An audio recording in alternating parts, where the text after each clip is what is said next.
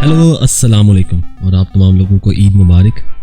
इस वक्त मैं हूँ स्टॉकटन-ऑन-टीज़ में। यहाँ मैं ईद मनाने आया हूँ, लेकिन ये ईद बड़ी खामोश और सुनसान सी है, कोई बाहर नहीं है। अब मस्जिद की तरफ चलेंगे, वहाँ देखेंगे वहाँ क्या हो रहा है। यहाँ पे ये वो मस्जिद है जो एक चर्च को तोड़कर बनाई गई और इसे 10 साल पहले खती रकम 2 मिलियन पाउंड की रकम से मस्जिद को बनाया गया था। तो ये है जी मस्जिद स्टॉकटन-ऑन-टीज़ की फारूक आज़म मॉस्क। तो इस मस्जिद पे आप जैसा देख रहे हैं ताले लगे हुए हैं और इसकी वजह ये है कोरोना वायरस की वजह से हुकूमत ने मस्जिदों को बंद कर दिया है।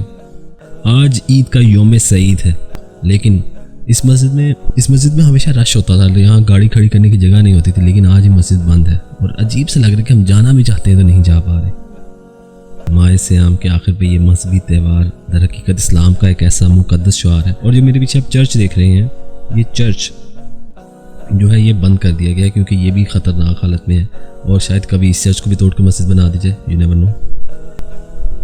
ये शहर कई वहालों से दुनिया में मशहूर है साहब, और यहाँ से ज़्यादा इंडस्ट्रियल रेवोल्यूशन स्टार्ट हुई, यानी कि सबसे पहले ट्रेन यहाँ से स्टार्ट हुई, लोकोमोटिव 1825 में। उसके बाद की जो बातें हैं, मुख्तलिफ स्टील की सबसे बड़ी फैक्ट्री यहाँ थी, यानी ये भी कहा जाता है कि वेम्बली स्टेडियम जो है उसमें जो स्टील गया वो यहाँ से गया, वर्ल्ड ट्रेड सेंटर में जो स्टील गया वो यहाँ से गया, फिर जो हार्बर ब्रिज है ऑस्ट्रेलिया का उसके लिए जो स्टील गया वो यहाँ से गया। यानी जो इंडस्ट्रीज़ और कोल और उसके ज़्यादा जो कोयले के ज़्यादातर प्लांट थे वो यहाँ पे थे, बहुत से लोगों की जॉब। लेकिन ये अब ख़त्म हो चुका है, अब यहाँ पे ऐसी कोई चीज़ नहीं है।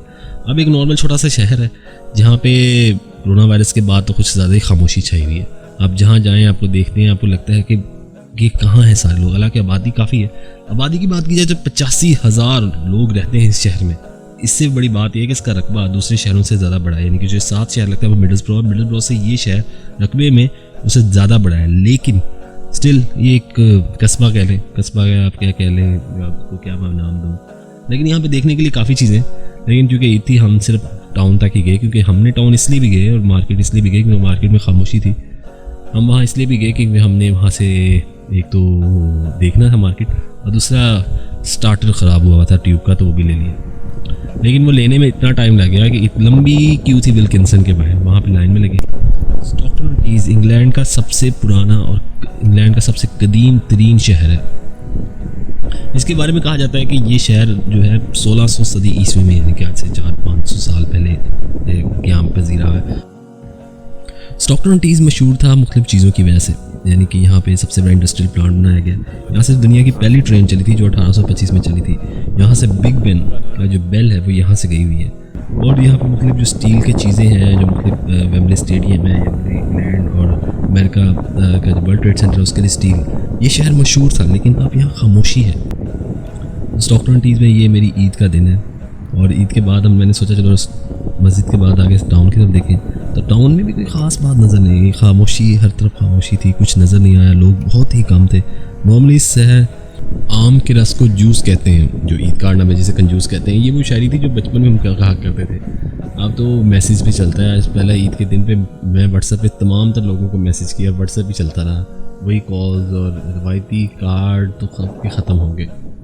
कह दे वो मोहब्बत से अगर ईद मुबारक, मिल जाए मुरादों का समर ईद मुबारक, मुमकिन ही नहीं गम से मुफर ईद मुबारक, हालात मुखालिफ है मगर ईद मुबारक, काश हमें ईद ऐसी कोई मुहासिल, कहते रहे हम शाम व सहर ईद मुबारक, हो जाएं सभी शिकवे गिले दूर दिलों से, वो कह दें गले मिलकर अगर ईद मुबारक।